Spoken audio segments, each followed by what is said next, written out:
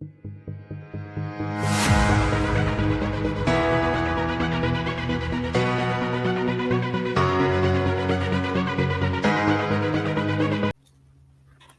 hey, lovies. Good day to all my friends-in-law. I'll give everybody a few minutes to get on with this live because as we are realizing, I can't share it while I'm doing the live. So I'm going to have to depend on my friends-in-law to share this while I'm doing it live so that other people can see it if they're not in the group. I have really big information to share. Thank you for giving me your reacts because I cannot see comments. I don't know if this is something that is unique to this group because it's new or what, but I can't see your comments. So I can see the reacts. The reacts do come up the screen. So if you can just react when you get here, yeah, that would be great. So I know that you're here. So I have really exciting news that I'd like to share. I came across it late last night. Some of you may have already read the article that I shared and clicked on the executive orders to see what they mean.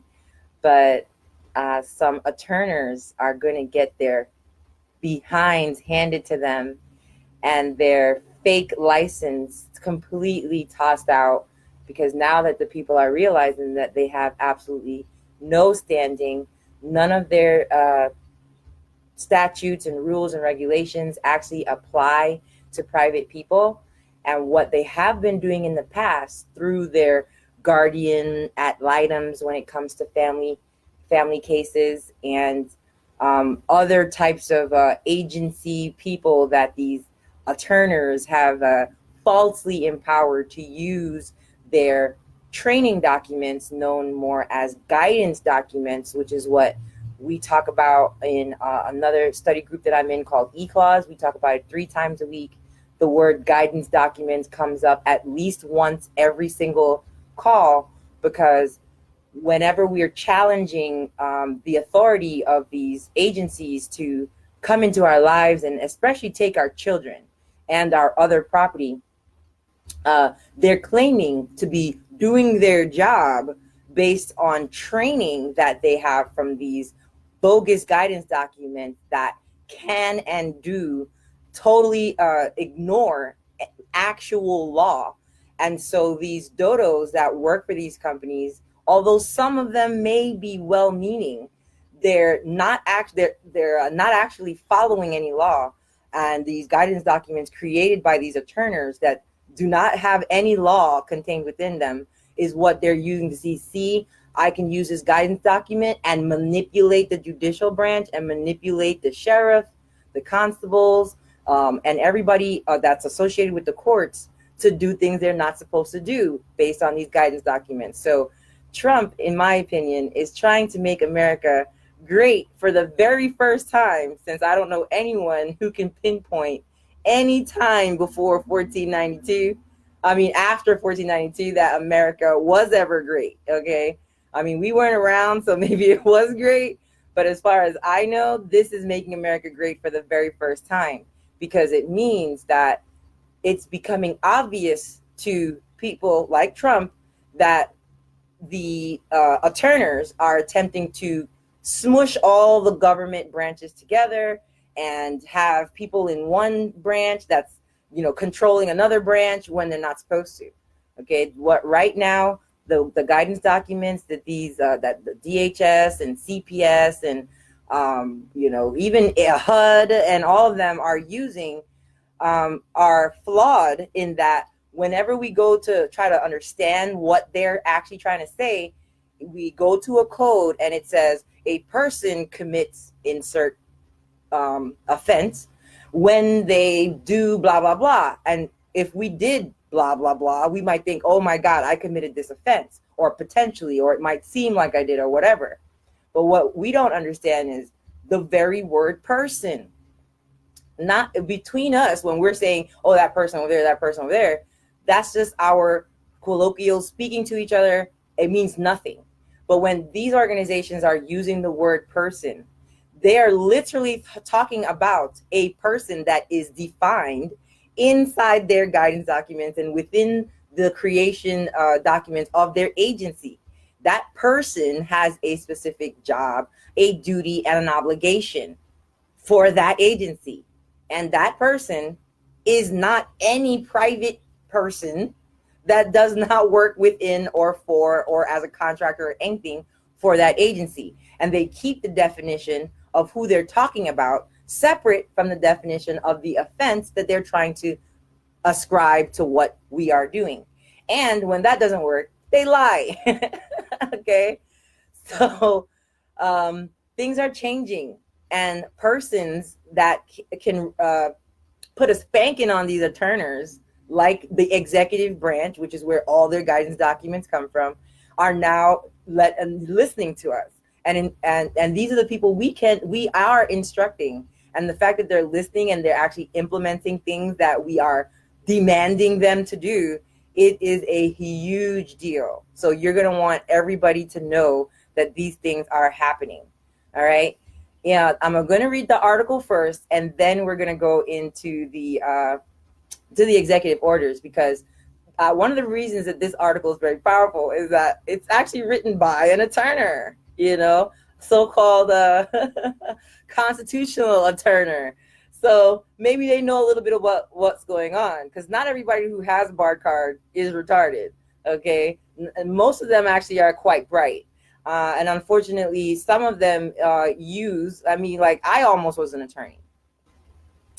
I undergrad at University of Miami. They have one of the best law schools according to their whatever rule, whatever rules or whatever guides that. They have one of the best law schools.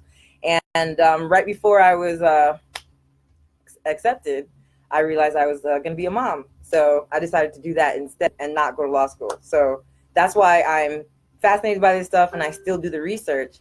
And if I was an attorney, I'm going to tell y'all, I would have torn all y'all up. Y'all would have had everything taken from y'all, because the way that they program us, we think you are bad. We think the people are bad. They're, they don't know how to handle their life. And so us smart people that have degrees, we are here to, administer your property without rights. Okay.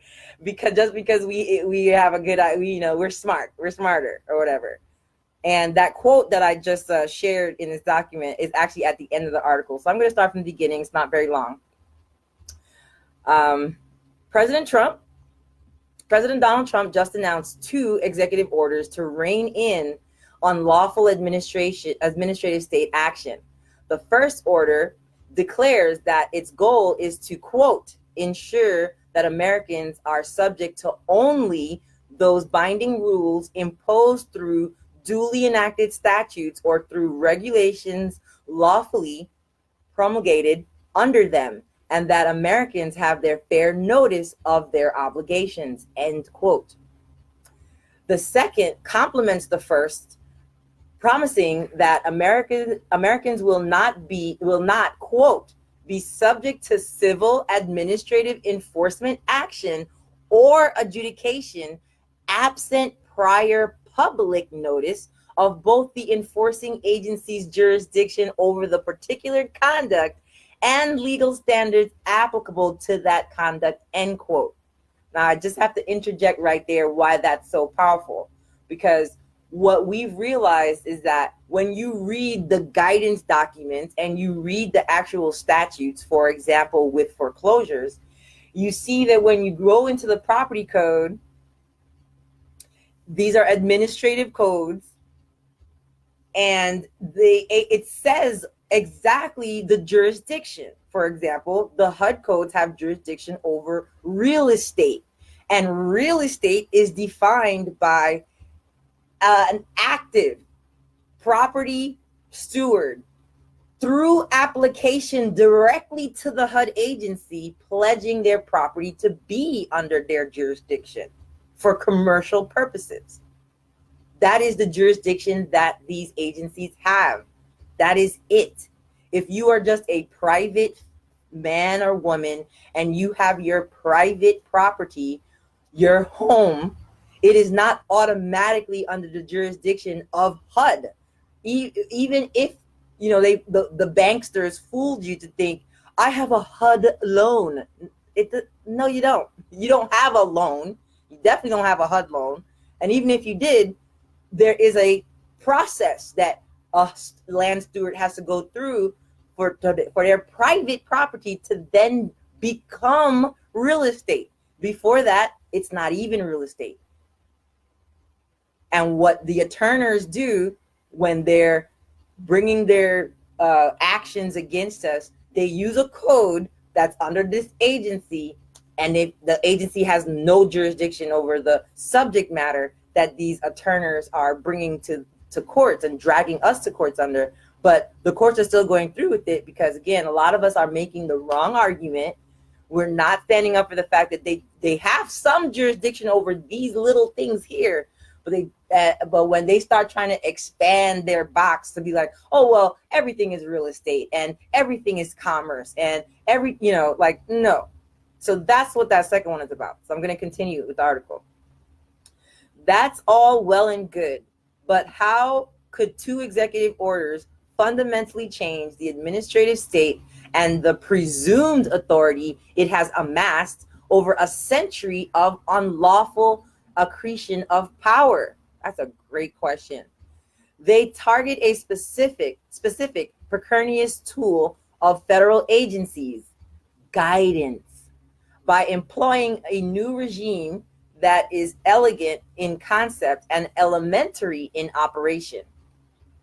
Federal agencies issue memoranda, notices, letters, bulletins, circulars, directives, and blog posts, among other things, to evade the rulemaking process established by Congress in the Administrative Procedures Act, which our friend-in-law, Michi Slay, shared in this friends-in-law group yesterday or the day before, the Administrative Procedures Act. I suggest everybody take a gander at it.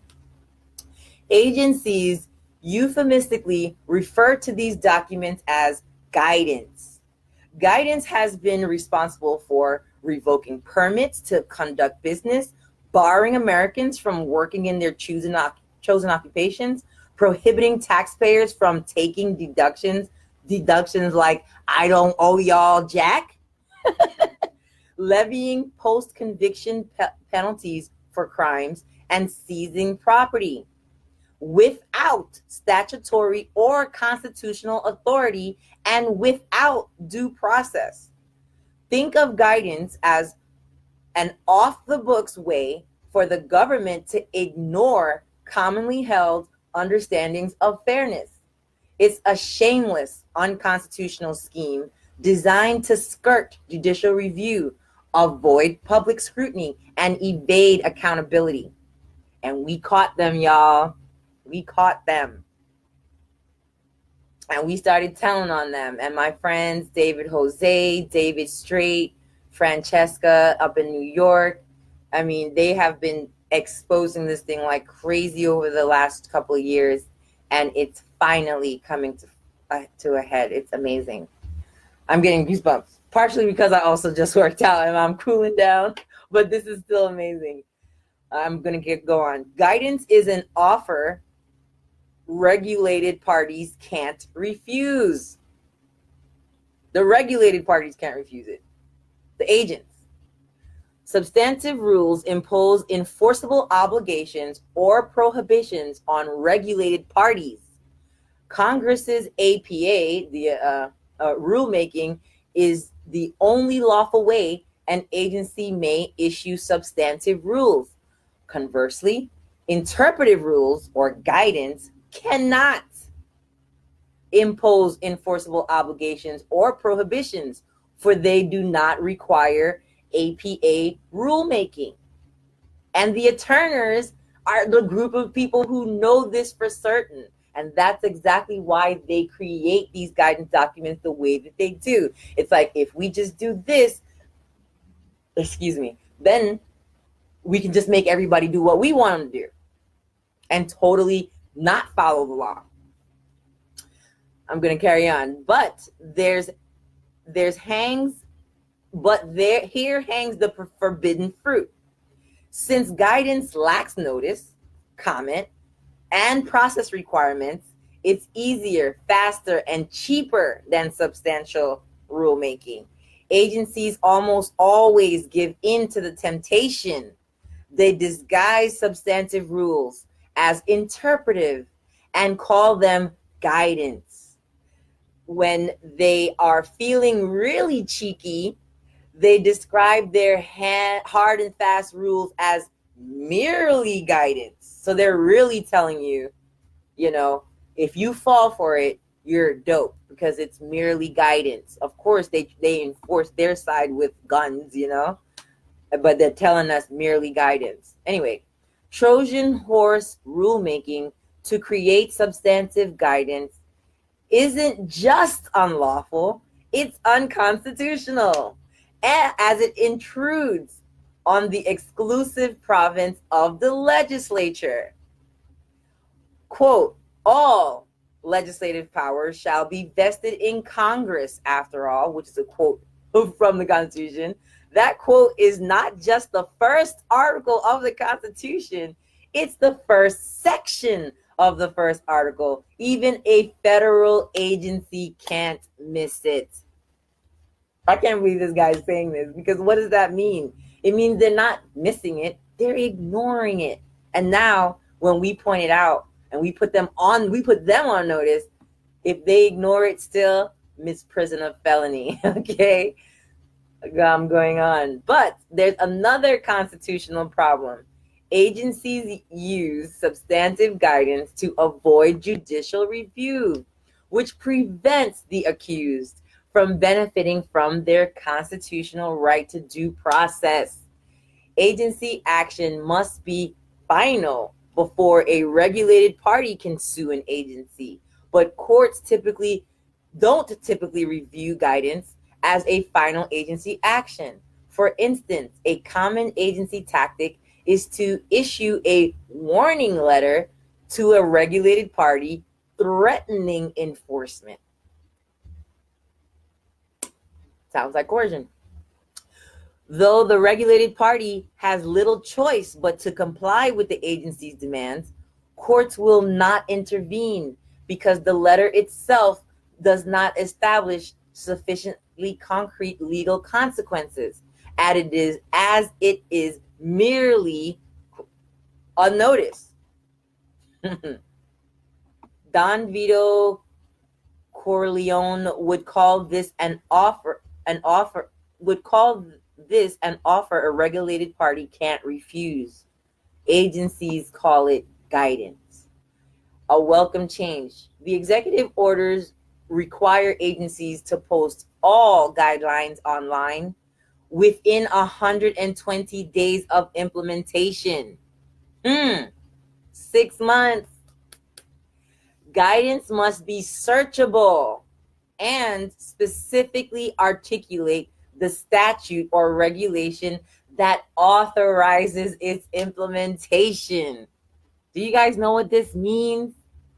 That means no more having to go to 1 USC to see the definition of this, and then 12 USC to see the definition of that, and then 37 USC to see the definition, and 42 USC and the definition of that. It has to be searchable so that when they're saying the person and the action, you can be like, well, who's the person? Oh, it's actually personnel. That I'm not personnel of the government or of this agency. So yeah, none of this applies. They make it searchable. Their goose is cooked. I mean, their goose is cooked right now, but this is helping us. Not, this is the brunt of the work right here that's being taken off of our shoulders. This is more documentation for us to point to. Beef uses are blown out the water at this point. This level of transparency will hold agencies accountable to ensuring that a regulated party can't be held responsible for conforming with guidance that isn't accessible online. And you can pull their lies up right on your smartphone and be like, what's that you saying, clerk? What's that you saying, judge? What's that you saying, unlicensed attorney? Additionally, the executive orders allow the public to petition agencies to revoke substantive guidance, putting the burden on agencies to demonstrate the interpretive nature of their posting. How did you twist and turn your statutes to include me that's over here above the statutes? Amazing. Moreover, agencies will be required to tender, quote, economically sufficient guidance to the Office of Management and Budget, OMB, for approval. Everybody knows those OMB forms they try to force us into signing. This new standard of accountability will make the process more fair. If an agency notifies a regulated party of non-conformance with guidance, it must have previously codified its process for conducting administrative investigations through APA rulemaking, which means they can't just make shit up. Okay? No more shit made up. Speaking of which, because we at least suspect that either Trump himself or someone very close to him is watching our shows when we're teaching and helping each other, we want him to say shit made up, or shmoo, which is what we call it for short. If he says shit made up, or he says kick rocks, or even better, kick rocks with your shit made up, we'll have full confirmation, okay? Okay. Like, the executive orders also prohibit agencies from imposing legal consequences upon regulated parties for guidance non-conformance unless the parties have received prior notification of the investigation and had an opportunity to respond to and defend against the agency's allegations. All the mamas and the papas are like, oh yeah, no more, I was beating my kids, I was abusing my kids, I'm a drug addict, and all this other stuff they make up completely and bring into these fake kangaroo courts, which is the word Trump said the other day that we knew that he was listening. And then the courts just go, well, you know, it's your guidance, so whatever, sign off, carry on. All the mamas and the papas should be cheering right now, okay? Most importantly, posted guidance will be a final agency action, so guidance will finally be reviewable by courts. This shouldn't be a revolutionary change, but it is. By specifying straightforward conditions for issuing and enforcing guidance, the Trump administration has increased the cost to agencies for issuing guidance. Hit them right in the purse. Okay, that's what it needs to be. Loosening the grip on the administrative state, because this is what we need to do. We loosen their grip, we shrink them all the way back down to the little tiny box that they're supposed to be in because of the jurisdiction that they have and the specific thing they're supposed to be operating upon, you know? Trump's regulatory gambit conditions agencies use for guidance on meeting simple conditions. Substantive guidance is already unlawful. So another president pronouncing its unlawfulness shouldn't cure a sick system where the administrative state has metastasized into an unconstitutional fourth branch of government. Instead, the administration has set forth simple conditions for guidance implementation that mirror the transparency, accountability, and fairness features of APA rulemaking. Moreover, with OMB review and public petitions for revocation, these executive orders create backstops to prevent unlawful substantive guidance from slipping through the cracks. Substantive guidance days are numbered agencies will no longer be able to blindside individuals and businesses with their schemes of secret rules, obtuse interpretations, and mafia-like shakedowns.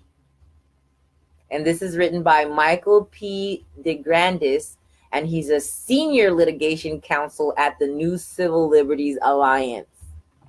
Wow. Okay. I can't see any comments, but please tell me what you guys think about all that. I wonder if there's something I have to do to see comments. No, that says edit post. I can invite friends, but I can't see your comments.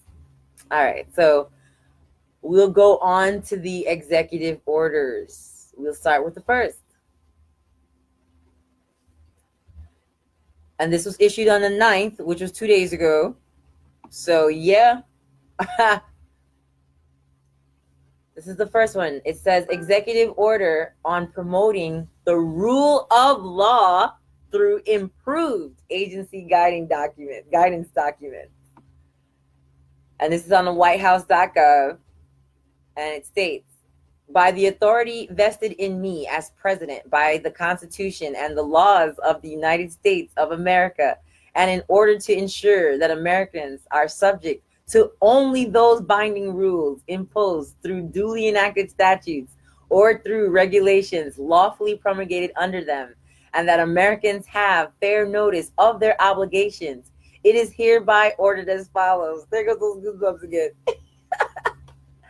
Section 1, policy, departments and agencies in the executive branch adopt regulations that impose legally binding requirements on the public, even though in our constitutional democracy, only Congress is vested with legislative powers.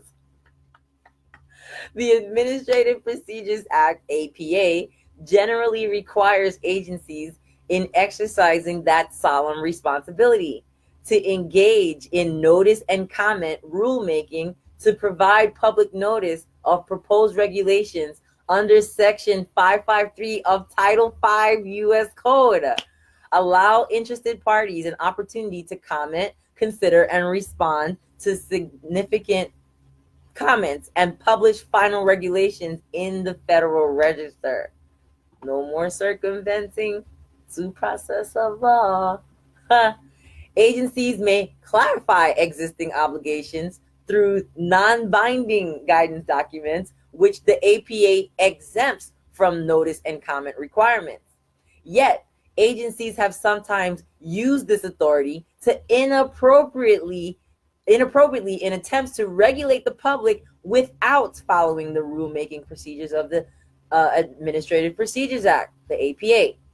Even when accompanied by a disclaimer that is non-binding, a guidance document issued by an agency may carry the implicit threat of enforcement action of its regulated public if the regulated public does not comply.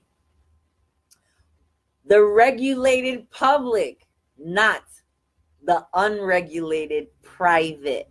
Okay, you have to look at the words that are not there. He's saying the regulated public as in public servants. Okay.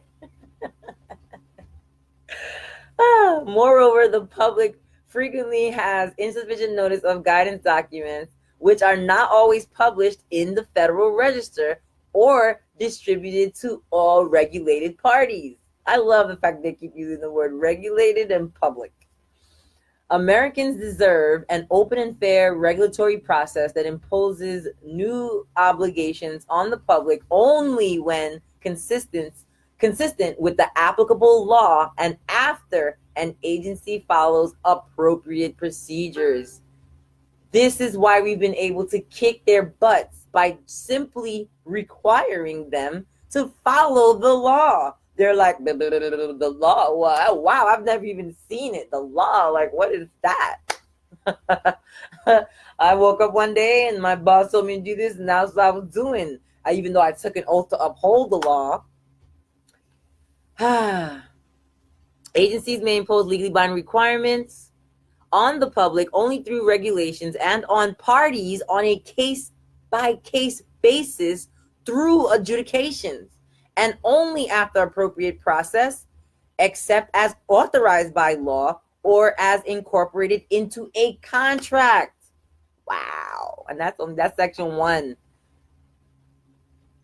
This is written right out of almost every document my friends-in-law have been putting into these court cases, these fake kangaroo court cases. This is exactly what we've been asking for. Where is the contract that you are attempting to enforce? And they're just like, but these guidance documents. And it's like, yo, these people, your guidance documents are not law, my friend. Unless I have a contract with your agency, you do not have any proof that I'm supposed to perform. And they just want to be like, well, it's written somewhere, so you have to do it. And then they just railroad us, you know? But we've been heard because we've been speaking. Section 2 is the definitions. I don't think I need to read that. But what's funny is they define guidance document as B. You know, A describes agency, B is guidance documents. Guidance documents mean an agency statement of general applicability intended to have future effect on the behavior of regulated parties and sets forth a policy on a statutory, regulatory, or technical issue or an interpretation of a statute or regulation, but does not include the following. A guidance document does not include the following. Rules promulgated pursuant to notice and comment under Section 553 of Title V U.S. Code or similar statutory provisions. Rules exempt from rulemaking required under Title V of the U.S. Code. Rules of agency, organizations, procedures, or practice, because those are none of our business. Decisions of agencies adjudicated under, Section 555 of Title V of U.S. Code or similar statutory positions, and it goes on.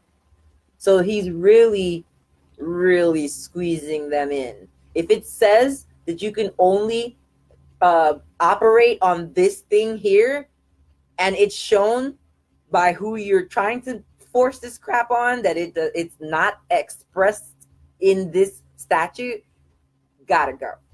Get it out of here.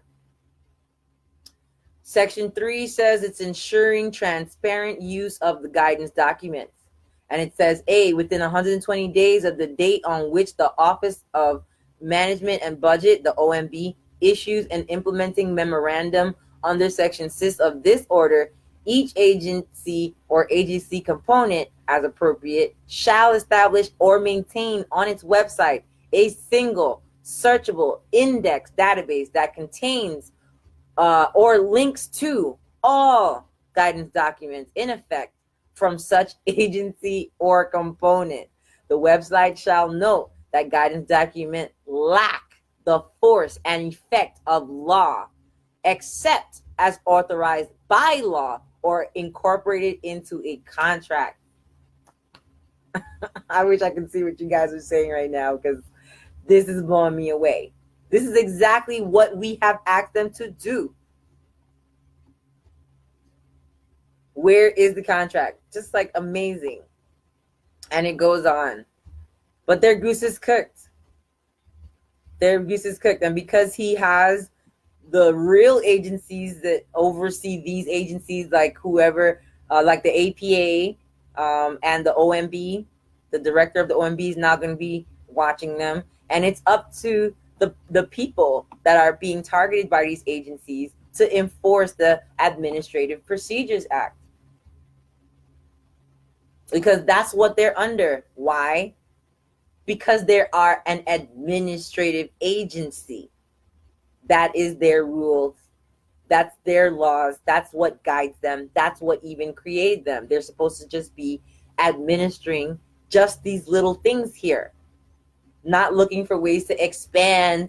Like, well, if we just make everybody call everything real estate, and we're over real estate, we got this. If we can just make everyone use the word parents, for example, instead of mother and father. Isn't that strange? We get to, oh, you're calling it's a child, children, they want to control those types of words. And it's like, okay, now I got to start referring to my children that I can normally say between my friends. I have to say my biological property. Why? Because they don't have anything in their guidance documents that says biological property. They're playing word games, word witchery, word wizardry, and fooling people into thinking that they have authority over things that they do not. Even something that we think is like, because so many people are doing it. Divorce, for example. Divorce is actually listed in states' constitutions. At least the 3 or 4, Texas, Idaho, Florida, it's actually listed as prohibited law. They're not supposed to touch it. They're not supposed to make any guidance documents about it. They're not supposed to acknowledge it. It is outside the realm of their jurisdiction. They should tell you when you come to the government to either get married or divorced. They should tell, I don't want, can't hear you. You want to get married? Go somewhere. You want to get divorced? Can't hear you. Not in my scope and authority. Don't come over here. That's what they need to be telling us. But, and this is very important, people are not only used to being,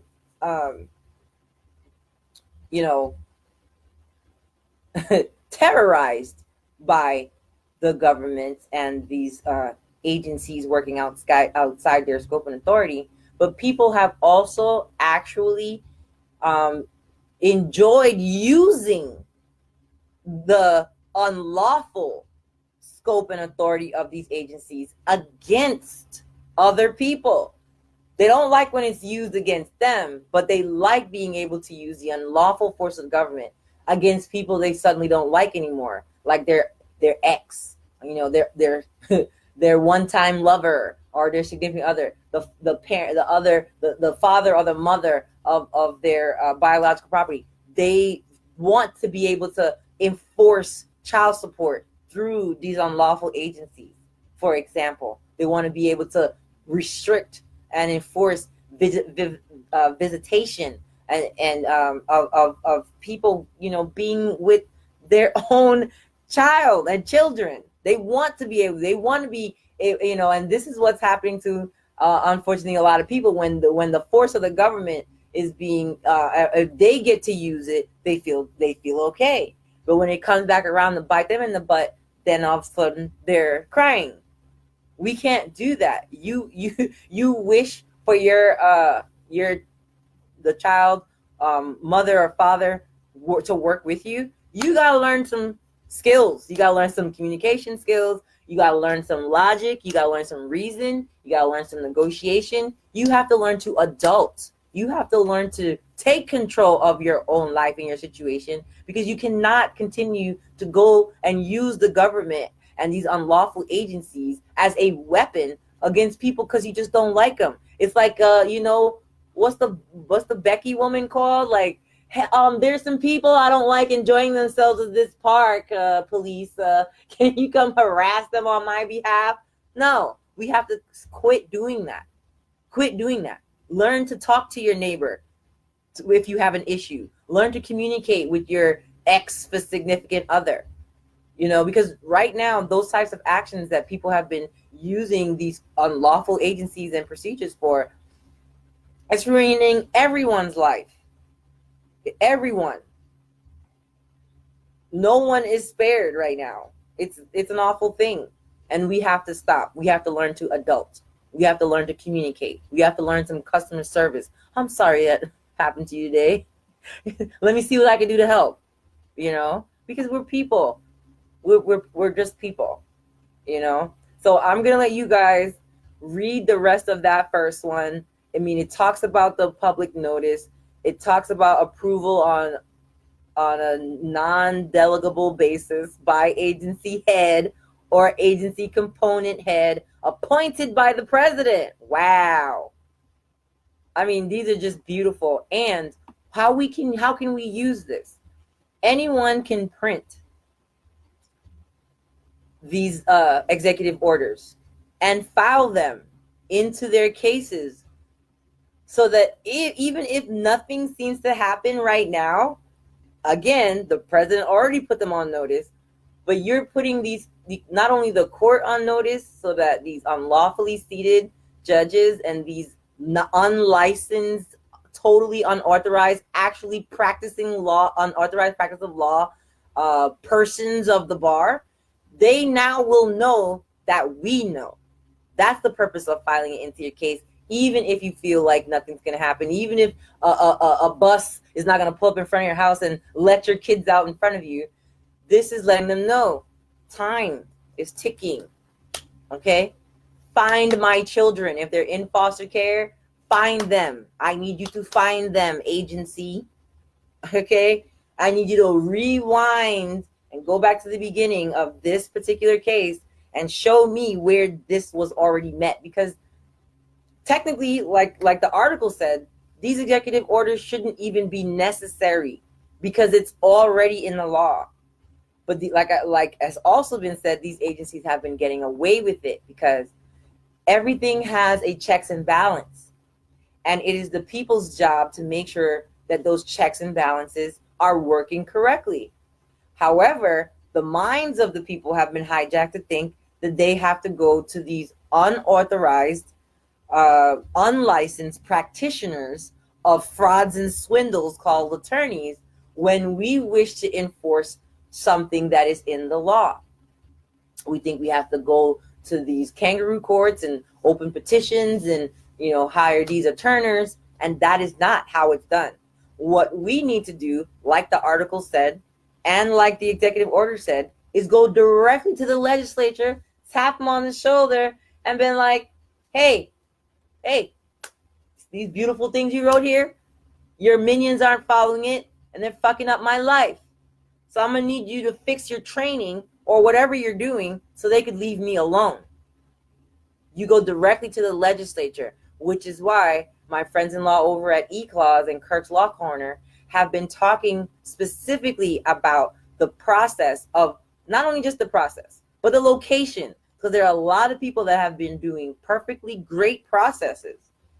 But if you're applying it trying to force it through the judicial branch that does not have the power, that's why it's being, if it has been already, dismissed for lack of jurisdiction. Because you cannot, that's not how it's enforced. You got to enforce it from the top in the executive branch.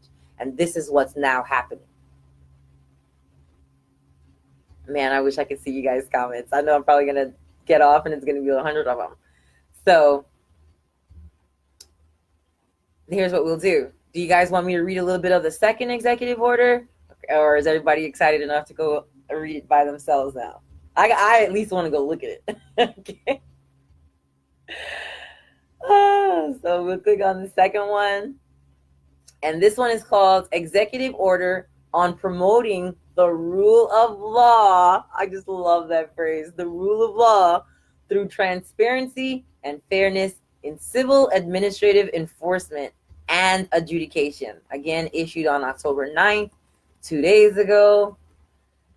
And of course, he begins, as he should, with his enactment clause: by the authority vested in me as president by the Constitution and the laws of the United States of America, it is hereby ordered as follows. Section 1, policy. Oh, and this is actually a repeating of that same one I read in the first, but he actually references some law here. A case in here. The rule of law requires transparency. Woo! Regulated parties must know in advance the rules by which the federal government will judge their actions. Whoa.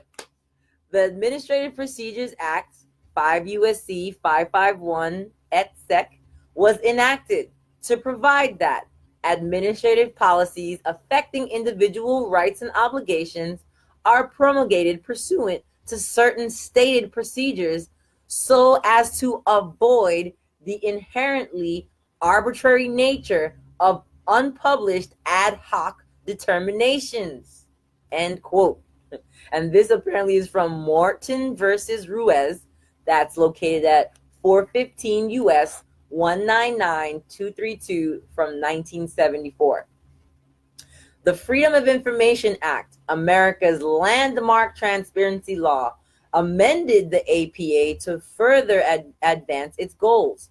The Freedom of Information Act, as amended, now generally requires that agencies publish in the Federal Register their substantive rules of general applicability, statements of general agency policy, and interpretations of law that are generally applicable and both formulated and adopted by the agency. And that's in 5 U.S.C. 552 A1D. The Freedom of Information Act also generally prohibits an agency from adversely affecting a person with a rule or policy that is not published, except to the extent that the person has actually and timely notice of the terms of the rule or policy. Love it. Doesn't say law, rule or policy, and extending to that person. Well, I don't know why they just don't say public servant, public agent, but whatever. I'll take person because that's defined. Okay. Unfortunately, departments and agencies in the executive branch have not always complied with these requirements. In addition, some agencies, with respect to enforcement actions and adjudications, undermine the APA's goals of promoting accountability and ensuring fairness. Agencies shall act transparently and fairly with respect to all affected parties as outlined in this order. When engaged in civil administrative enforcement or adjudication, no person should be subject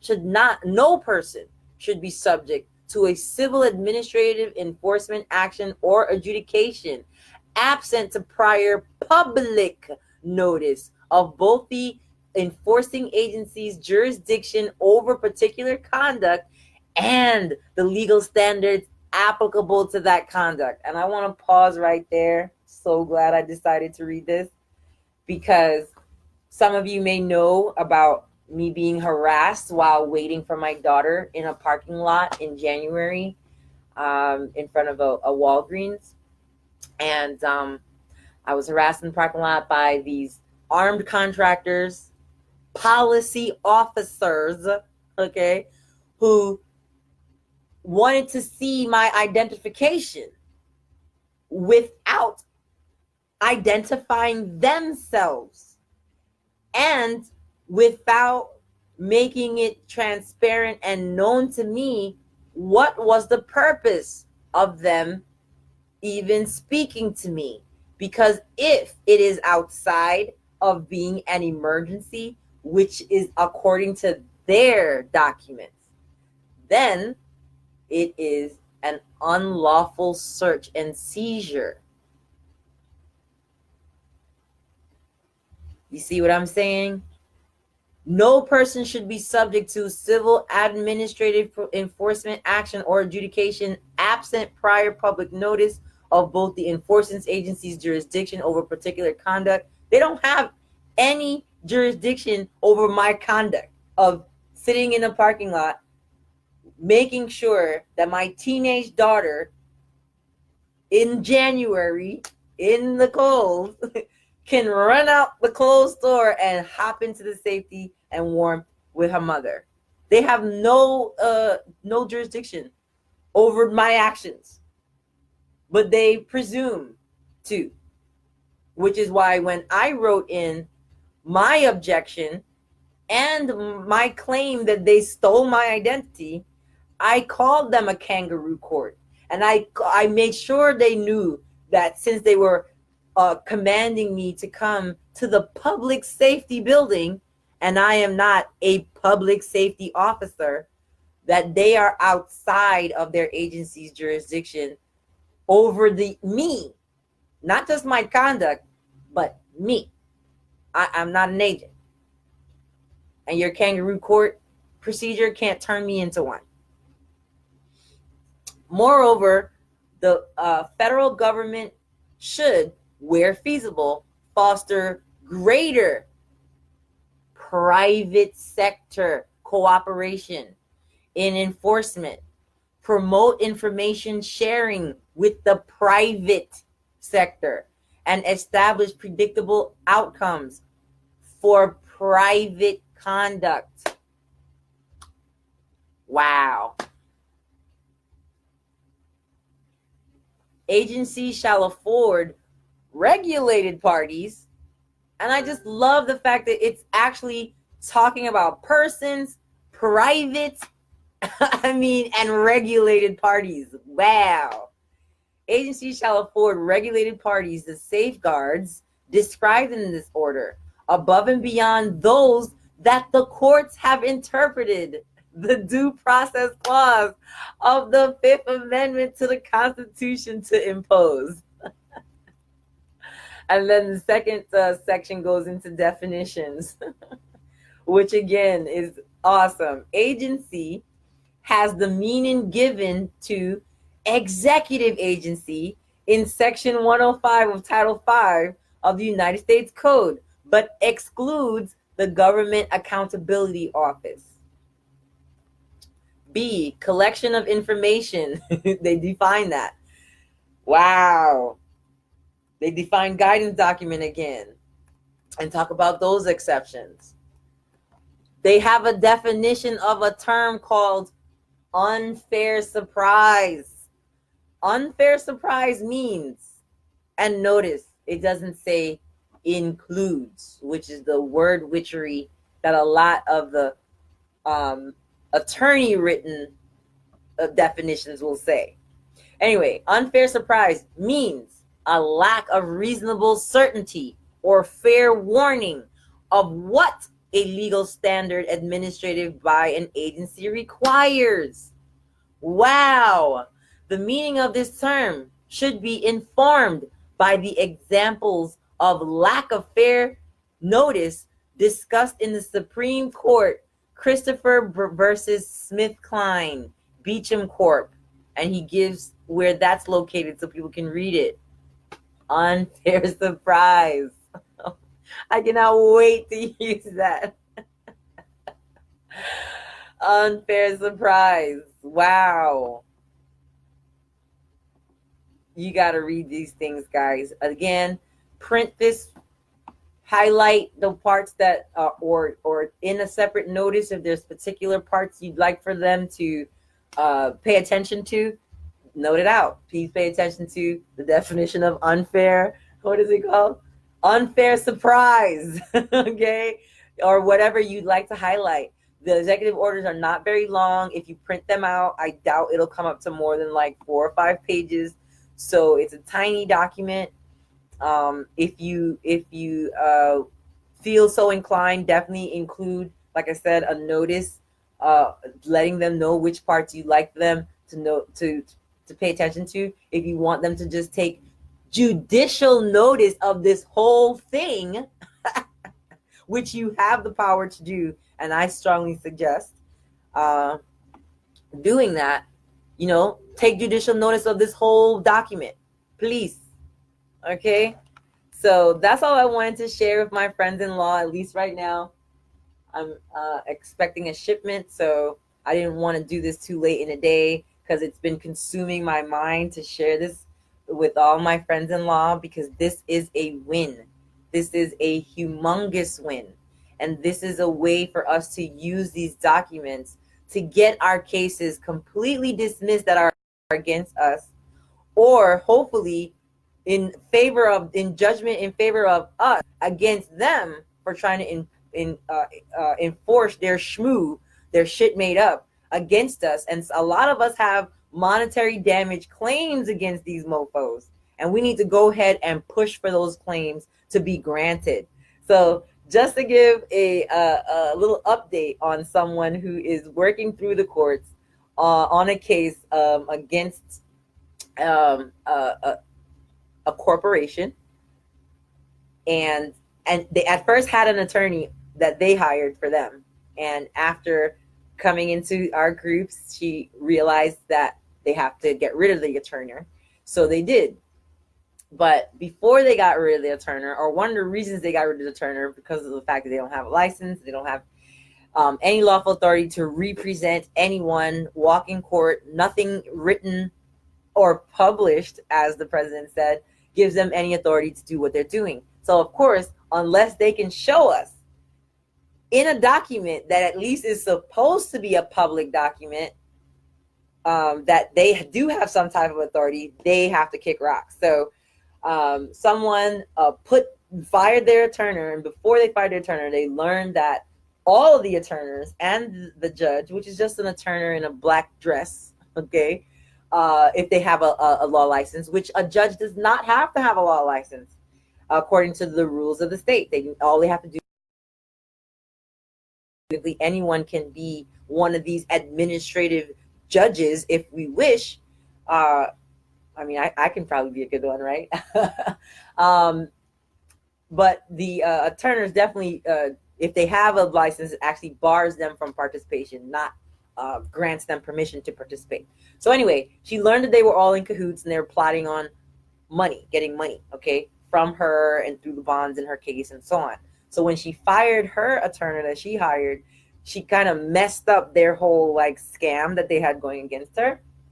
So in a panic, they got the attorney in robe to unlawfully say that they're not going to make a decision on her case now that her attorney's gone, now that they don't have the person they were in cahoots with against her. Her own attorney was being used against her. They don't have their friend in cahoots with them. So their case fell apart, and my friend is entitled to a judgment against them because they acquiesced.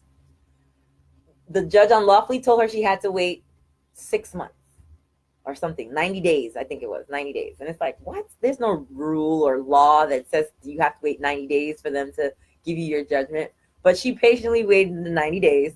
And then she went to the same, attorney in robe and made her sign, because that's her job. Sign my judgment. The other party acquiesce. I win. Sign it. The judge, the acting administrator, signs it and then disappears. And when I say disappears, I don't recall if she said they ran out the room, but they're literally nowhere to be found. When you go to the court website and you look for, personnel, it comes up 404 when you try to go to the link. That is her name, the judge's name. She's not there. Okay. She hasn't been there for months. And my friend-in-law filed an investigation to be done on this attorney in robe in this case, and yet the people trying to do the investigation can't find her. So no one can find this judge. She's completely disappeared after throwing her friends under the bus, actually signing a default judgment against them for acquiescing. No one can find her. She's just like evaporated off the earth or something. So, it's just hilarious how they perform when their hoax is exposed. Oh, excuse me, I realize that you not only don't have my best interests at heart, but you don't have any lawful authority to represent me, to walk into court, blah, blah, blah.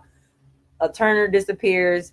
Judge, I think the judge told them 90 days to give her enough time to get her affairs in order, make sure that her passport is up to date, and dip up out of here before this stuff comes falling on their heads. That's the only thing. That's the only thing we could think of is happening at this point. So we're winning. We're excited. There's more stuff to share coming down the pipe. But tonight, if you're not already in the E-Clause group or in Kirk's Law Corner, don't worry about it. You don't have to join another group if you do not wish to. I will be sharing tonight's live. It's going to be awesome. I'm going to share the link in the group. So I'm going to end this here. Thank you all for joining me and for sharing this while it's live. And I will see you all on tonight's call with Kirk Pendergrass and Chris Hallett and the E-Clause group. Okay, friends-in-law, stay flat. Enjoy the rest of your day. And if I don't see you tonight, have a wonderful weekend. Mwah.